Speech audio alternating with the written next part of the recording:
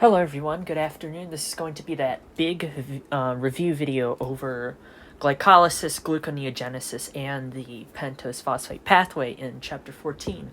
Again, I wanted to separate the actual notes that the teacher gave us and then the steps and the reactions themselves. So this is going to be just the notes condensed down into a more manageable state.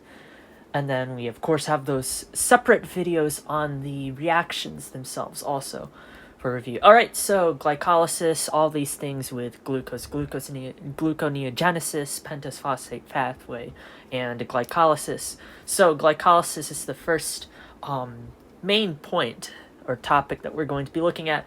This is the reaction here. 6 glucose plus 2 of these following chemicals, NAD, ADP, and inorganic phosphate. When we go through the reaction, we're going to yield 2 of these molecules, 2-pyruvate, which is a 3-carbon sugar. So again, we're going to go from a 6-carbon to a 3-carbon. 2-pyruvate, which are precursors for other important molecules for metabolism. Then we could also get 2-NADH, which will be our reducing power. We'll also get some NADH again, so some hydrogen as well as ATP. This is our main goal here, to make energy. We're going to make a net of 2 ATP in this reaction. We're going to be yielding energy through glycolysis via oxidation. This is not reduction where we're going to be adding more hydrogens. We're going to actually be taking away hydrogens effectively, and we're going to keep oxidizing the sugars. We could store glucose as glycogen in animals or as starch in plants. So 2 ways of storing glucose there. Again, glycogen is for animals and starch is for plants. The glucose precursors could be glucogenic amino acids, some lipids, nucleotides, and cofactors as well. Energy production from glycolysis is short-term. Glycolysis will go into the Krebs cycle and then oxidative phosphorylation. NADPH and pentose are going to be other related molecules in these pathways. NADPH is going to provide a defense against oxidative damage. When we're going through metabolism, we're going to be making these reactive oxygen species, like superoxide, a lot of these other strong oxidating molecules that could really damage the cell and the living organism. So we need the NADPH to kind of combat that. NADPH also is used to make fatty acids. Pentoses are 5-carbon sugars, which are used for the nucleic acids such as DNA and RNA. Structural uses for glucose include peptidoglycan, chitin, and cellulose. Peptidoglycan being the cell walls of the bacteria, chitin for fungi, and cellulose for plants. All right, so let's talk about glycolysis specifically. Pyruvate is, of course, the ultimate fate of glycolysis. It could be oxidized further afterwards, or it could be used as a precursor. You could use this process of glycolysis to make ATP and NADH. This process also teaches us about enzyme purification and the importance of coenzymes. Glycolysis is anaerobic, so then we don't need oxygen. It's not required to be in an oxidated environment. And catabolic, because we are breaking something down. We're breaking glucose, a 6-carbon, into pyruvate, which is a 3-carbon. We're going to be activating the sugars or the glucose by phosphorylation, and then we're going to be harvesting that energy via cleaving those phosphate groups. There are 2 phases. We have our first phase here called the prep phase, which is steps 1 through 5, and the payoff phase will be steps 6 to 10. This is where we're going to be making that net ATP. All right, overview of the steps, because we already made a video on this. I already kind of rambled on about all of them there, but let's go through them really quickly. First step would be glucose to glucose 6-phosphate. The 6 there is the carbon number where we're going to be adding that phosphate via hexokinase as our enzyme. There are 4 types of hexokinases. Number 4 is glucokinase. That's in the liver, and it's regulated by this product right here, fructose 6-phosphate. It's going to put it back into the nucleus with those regulatory proteins and shut it down.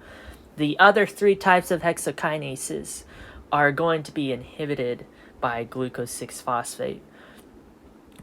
This first reaction in glycolysis is irreversible.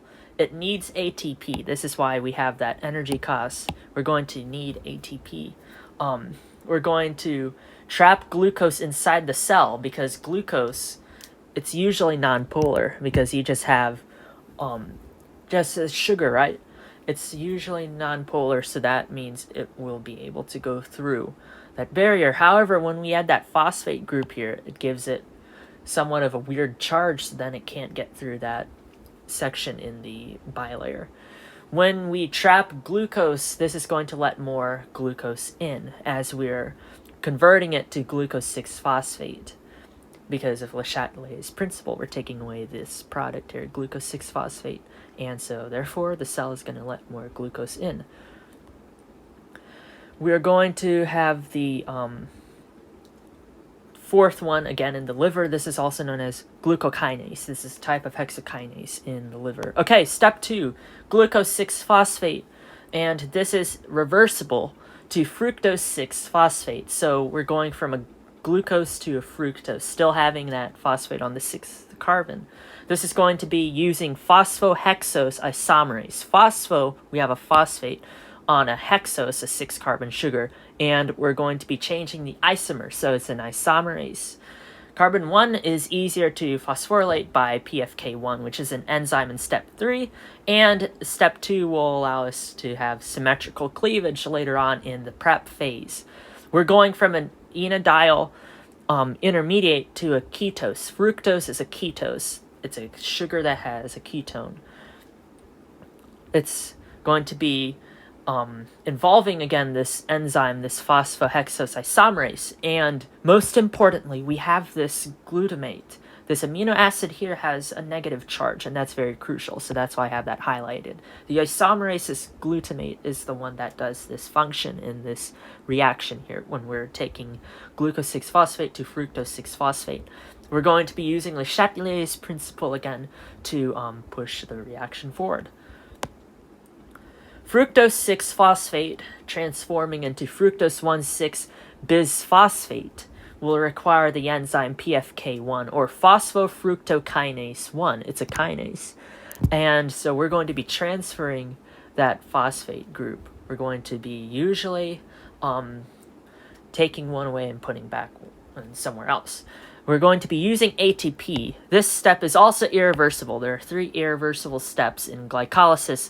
The 3rd step overall is going to be the 2nd. This is the first committed step, though. So once we get here, we have to be committed. We have to go forwards. This is an all or nothing kind of deal. We're going to have more activation of that initial glucose, and we're going to allow for a 1-phosphate 3-carbon sugar later on. We're going to, again, continue to prep. This is regulated by a molecule called fructose 2,6-bisphosphate. It's very similar to fructose 1,6-bisphosphate. However, fructose 2,6 is not a reactant or a product in this reaction, step 3. However, it's just going to actually push this forward. It's going to push this reaction forward. Fructose 1,6-bisphosphate will reversibly transform into dihydroxyacetone phosphate and glyceraldehyde 3-phosphate. If you notice, we're going to be cleaving them. So this requires something called an aldolase. This is the enzyme for step 4. When you're going backwards, because this reaction is reversible, you're going to do your aldol condensation reaction. However, we're going from fructose 1,6-bisphosphate to dihydroxyacetone phosphate plus glyceraldehyde 3-phosphate, so therefore we need an aldolase to actually cleave it. In animal cells, we're going to be using covalent means of completing this. However, in bacteria, they're going to be using metal ions in order to complete this step. Again, Le Chatelier's principle, very important here, going to drive the reaction forward. All right, step 5. This is the last step of the prep phase. We're going to take that dihydroxyacetone phosphate, which is also known as DAP, and we're going to be converting it into GAP. So now we're going to have 2 molecules of GAP. And this is important because this allows us for the usage of a single payoff pathway. We don't want to overcomplicate things. However, if we just use GAP, we transfer that other molecule into GAP. We simplify the process. The enzyme used for this is triose phosphate isomerase. Triose, again, 3-carbon. Phosphate has a phosphate somewhere. And isomerase, again, we're going to just switch to the isomer.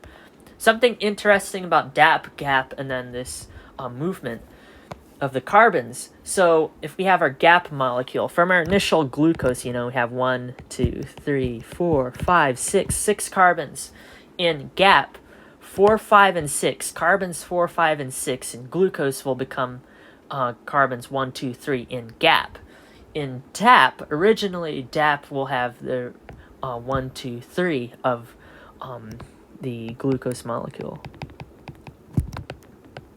However, when we use our triose phosphate isomerase in step 5, this is what happens with the molecule of GAP. So the first carbon of DAP will, or the first carbon of GAP, sorry about that, the first carbon of GAP will come from either carbons 4 and 3. Carbon number 2 will come from carbons 5 or 2, and carbon 3 will come from 6 or 1. So that's just something interesting to take note of. All right, let's go into the payoff phase. We've got 2 molecules of GAP. Again, there's 2 of them because we changed the DAP into it previously. And we also have inorganic phosphate. This is going to be a reversible reaction. We're going to take GAP and transform it into 1,3-bisphosphoglycerate. So this is not a bisphosphate. This is not a bisphosphate. This is a bisphosphoglycerate, 1,3-bisphosphoglycerate. We're also going to get in this step some NADH and some hydrogen. That's very important, the NADH. How did we get from NAD to NADH? Well, we use this GAP dehydrogenase to do that. We took a hydrogen, we transferred it to NADH. We're going to be incorporating that inorganic phosphate for later on when we want to make ATP in the next step. Cysteine is a very prominent amino acid in this enzyme. So the cysteine will have this sulfur, and they make these what is it, like a disulfide bond or something like that. They just have sulfur, and this is going to inactivate via oxidative stress. You have coupling to drive this reaction forward. So again, step 6, you're taking GAP and inorganic phosphate using GAP dehydrogenase to make 1,3-bisphosphoglycerate and NADH. And you have a cysteine in that enzyme. Step 7, we're going to take that 1,3-bisphosphoglycerate and we're going to be transforming it into 3-phosphoglycerate. Again, phosphoglycerate to phosphoglycerate. This time, however, we're going to be using a phosphoglycerate kinase. A kinase, again, we're going to be transferring that PO group. This is going to be substrate level phosphorylation, and therefore we get our first amount of ATP made. We actually make 2 ATP here, and that will let us break even. So technically we've made a net of 0 ATP at this step.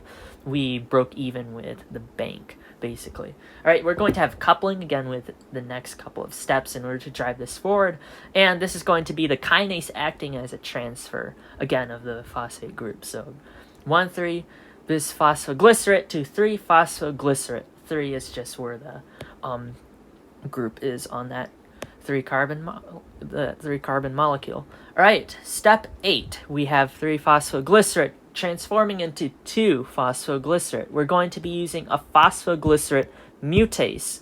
We're going to be using this enzyme because we need a high energy compound, and we just want to migrate the group over to the second carbon. We're going to have the phosphohistidine here. This is a very important part, and it's going to be like a give and take. So it's going to, again, participate in the transfer of that phosphate group. Step 9, we're almost at the end here. We're going to have that 2-phosphoglycerate transform into phosphoenol pyruvate through an enolase. Since 2-phosphoglycerate has too many negative charges, we need to go into a different molecule. We need to go into the phosphoenol pyruvate via the enolase enzyme. If we just kept it at 2-phosphoglycerate, it might just give us a secondary alcohol, and that won't be useful in this pathway. All right, step 10, we've made it to the end here. Step 10 is the phosphoenol pyruvate transforming into pyruvate, 2 molecules. Again, technically, we're making 2 molecules here. And we're going to also be making ATP. This is the final step here. It's also the last irreversible step at step 10. We're going to go from an enol to this ketone. Pyruvate is a ketone. We're going to be using pyruvate kinase. Again, a transfer of the phosphate group. We're going to be looking at tautomerization, and magnesium is going to be an important part in this step of the reaction. The final step, again, is phosphoenol pyruvate, and then we transform it using pyruvate kinase to get to our pyruvate, our end goal. And we've made our ATP, so now we've made a net of 2 ATP and 2 pyruvate. That's very nice. Okay, we could also use other molecules in glycolysis. We could have, these aren't limited to this list. However, the ones that we need to study specifically for the exam are lactose using the lactase enzyme. And we're going to get our glucose and our galactose. Sucrose, when we break it down with sucrase, another enzyme, we're going to get our glucose and fructose. We could also have endogenous glycogen, but we're going to break it down using a phosphorylase, a glycogen phosphorylase. This enzyme here will pop up later on in the second video. And when we use that enzyme, the phosphorylase, on glycogen, we're going to get a glucose 1-phosphate. Glucose 1-phosphate can't be utilized in glycolysis yet, so we have this other step. We have to take our glucose 1-phosphate and get that to a glucose 6-phosphate via phosphoglucomutase, another important enzyme that we'll be looking at later on. All right, let's talk about fermentation. This is ATP generation without NAD or O2. There's no net oxidation happening in fermentation. Again, this is the biochem definition of fermentation. If I took microbio and I'm taking another microbio class, those definitions of fermentation are different from this one. So we're going to be using biochem definition. We're going to be regenerating NAD as well. So NAD, again, we needed NAD for step 6 in glycolysis because that's how we're going to attach that hydrogen to it to get to NADH. So lactic acid fermentation, we're going to have this build up in the muscle. And this is going to make this muscle environment very acidic. And this is going to prevent strenuous work. When we get to a bunch of lactate, this is going to lead to liver glucose release. And the recovery time is needed with heavy breathing because there's not enough time to take in all that O2. So we need to make sure we have a recovery time. The Pasteur effect. So the Pasteur effect is when more glucose is consumed in anaerobic conditions for ATP. Since aerobic breakdown of glucose yields 32 ATP, and anaerobic breakdown, aka glycolysis and fermentation, only yields like 2 net. That means we're going to be spending more glucose in our anaerobic situations than in our aerobic situations. Warburg effect. So the Warburg effect is when the tumors use glycolysis and fermentation even in the presence of O2. This is useful in scanning for the unfortunate growth of cancer in these tumor cells because they're going to be using these anaerobic methods even though there's O2 present. The oxygen is just not reaching those masses of cells, unfortunately. Gluconeogenesis is the opposite, basically the opposite. I don't want to go, it's the exact opposite. It's kind of the opposite in the sense that this is going to be making glucose. It's anabolic, not catabolic. All right, so we could make glucose from pyruvate and lactate. This is going to take place in the liver in the mammals. However, mammals like us, because we have hair and we make milk, we can't. That's not the reason. Well, that's why we're called mammals, but that's not the reason. It's done in the liver in mammals. However, we can't use fatty acids to generate glucose. So this is a big no. We can't use fatty acids to generate glucose.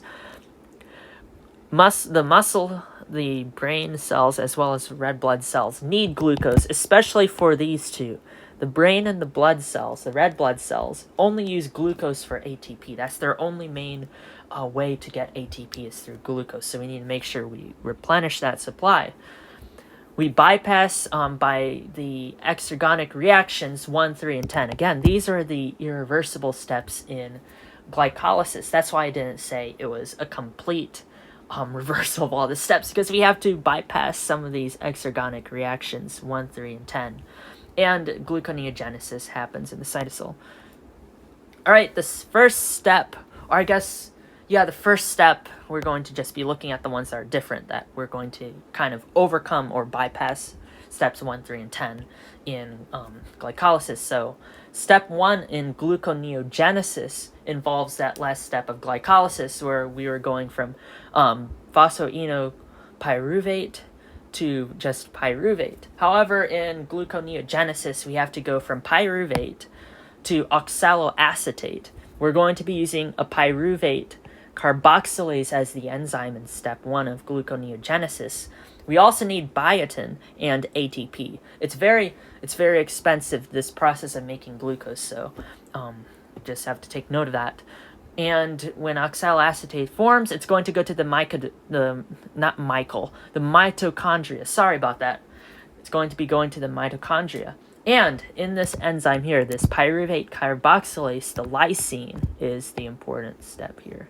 The lysine is the important amino acid.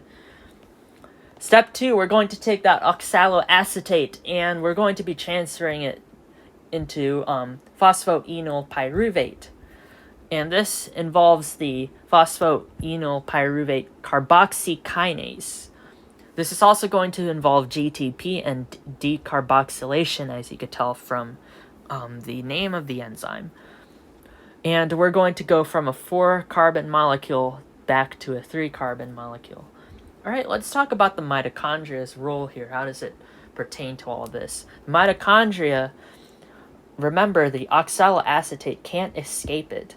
And therefore, if we're going to be using it for Krebs cycle, we're going to have to convert it into malase via malate dehydrogenase. So we're going to have to do some conversions for it to leave. Fructose 1,6-bisphosphate and fructose 6-phosphate. Remember, those were involved in step 3 of glycolysis up here, but we're talking about gluconeogenesis. And in order to go over that exergonic reaction, we are going to have to use a different enzyme. So fructose 1,6-bisphosphate transforms into fructose 6-phosphate. Again, that B there, bisphosphate, another one, that's tricky. But we have to use this enzyme here, fructose bisphosphatase 1. That's important. That one there is important. Fructose bisphosphatase 1 will catalyze this reaction. We don't make any ATP here, and we're going to regulate it with the phosphofructokinase. The other workaround will involve step 1, where we're going to go from glucose to glucose 6-phosphate. However, the reverse is a little bit tricky because we need a different enzyme. We need glucose 6-phosphate to become glucose again. So we're going to be using glucose 6-phosphatase in order to transform it back into glucose, and therefore it completes gluconeogenesis. All the other steps, there are 11 steps in gluconeogenesis. We've only covered 4 because the rest of them are basically the reverse of glycolysis. The other 7 steps are the reverse of glycolysis. These 4 that I have here, the carboxykinase, the carboxylase, I should say them in order, the carboxylase, the carboxykinase, then the fructose bisphosphatase 1, and the glucose 6-phosphatase. Those are the steps that you need to kind of keep in mind are like different. Everything else, again, the 7 other ones that I left out are just like repeats, just reversed. The whole process of gluconeogenesis is expensive. Again, we mentioned how we need 4 ATP, we need 2 GTP, 2 NADH, and hydrogen. The brain, the nerves, and the red blood cells get ATP from glucose only. That's why this process is important, folks. This is the only way to fuel those with that good ATP. You need to use glucose, and we need to make more. We could also use glucogenic amino acids. However, warning sign, we can't use fatty acids because we're mammals and they go to acetyl-CoA instead. It doesn't go to oxaloacetate. Some of those glucogenic amino acids are listed here. There's some that go into different precursors, but I just wanted to list them here. Alanine, arginine, and ASP are the main ones there. They're like the ones highlighted, in the notes. All right. Moving on, a little bit of a side note to hexokinase 4. This is glucokinase. Again, it's found in the liver. It has a high Km, as stated right here. And we're going to clear glucose for storage. That's what its purpose is. Glucose removes the protein from the nucleus. Again, we're talking about this regulatory protein that's hanging on to it inside the nucleus. When it sees glucose is in the area, it exits the nucleus, works on it to transform into glucose 6-phosphate. However, when fructose 6-phosphate is in the area, when it senses this bad boy right here in the area, it is put back into the nucleus. This hexokinase 4 is put back into the nucleus. The regulatory protein clamps down on it. Glucose 6-phosphate, however, does not regulate hexokinase 4 in any known way. Only ones that are regulated by glucose 6-phosphate in the hexokinases are 1, 2, and 3. Again, there's a chart, a lovely chart here. I'm a great artist, as you could tell. Look at those lines. They're beautiful. Glucokinase, high Km, regulation protein in the nucleus. It's put back by fructose 6-phosphate, and it's in the liver. Hexokinases 1, 2, 3 are going to be low Km. They're going to be glucose 6-phosphate they're going to be inhibited by glucose 6-phosphate, and they're found in most tissues. All tissues, I said there. Most tissues, same thing. All right, let's talk about some regulation. So, step 3 in glycolysis.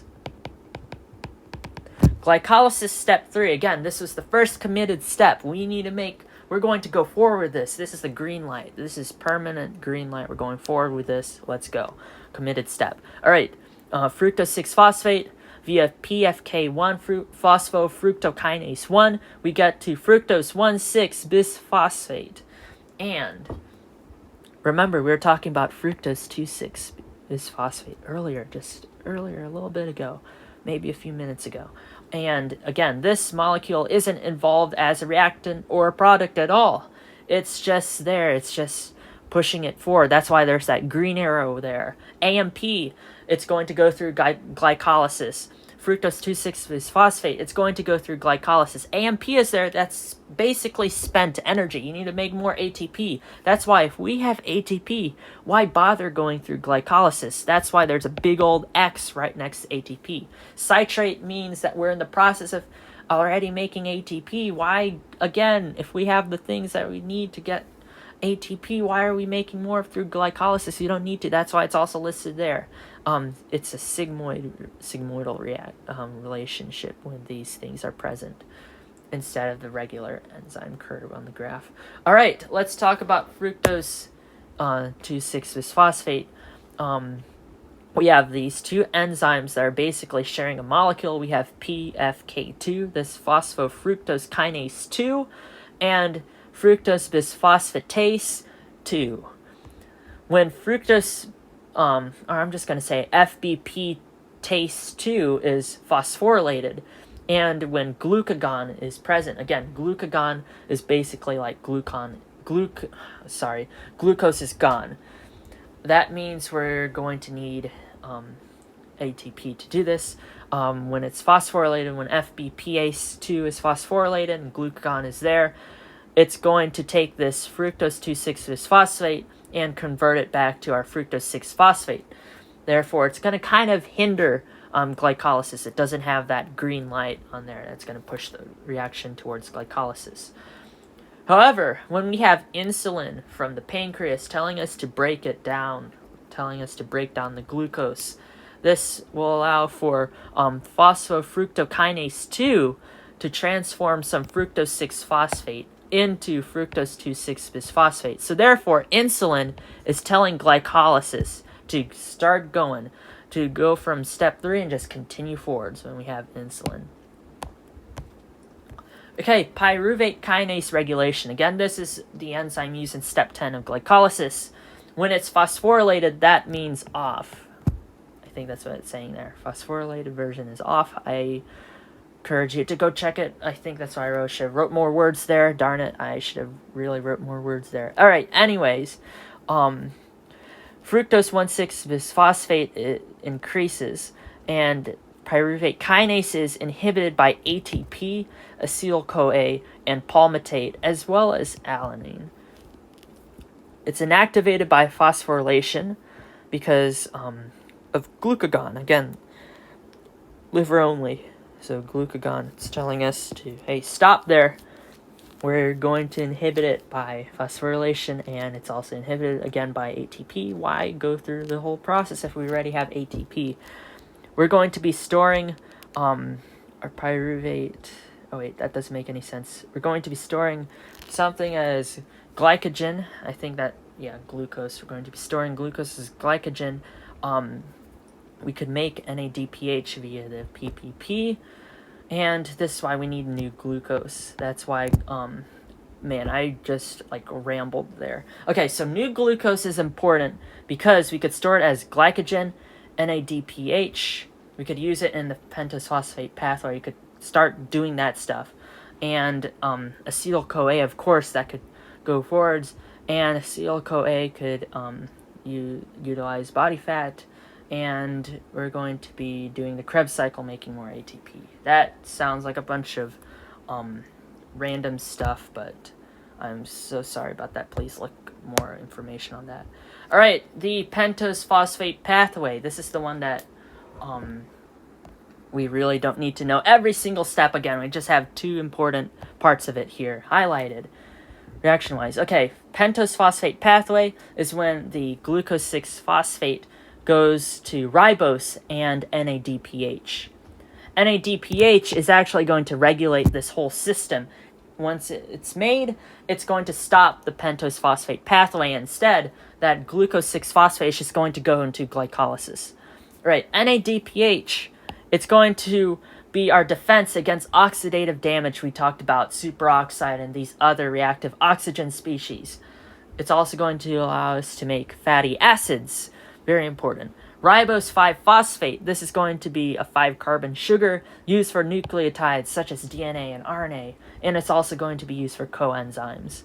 That's why we need these molecules from the pentose phosphate pathway. All right, let's give a brief run through of the most important steps that are used for the exam. Again, these aren't all the steps in the pentose phosphate pathway. We have 2 phases. First, we have the oxidative phase. So the oxidative phase goes glucose 6-phosphate.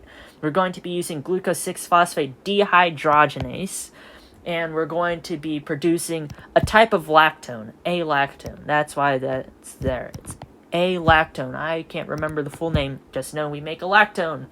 And NADPH. NADPH, again, is going to repair oxidative damage. It's going to be our defense against it. It's like the defense against the dark arts, if the dark arts were oxidation species. And if the defense against the dark arts was in a cursed position, I guess, in Hogwarts. Oh, well.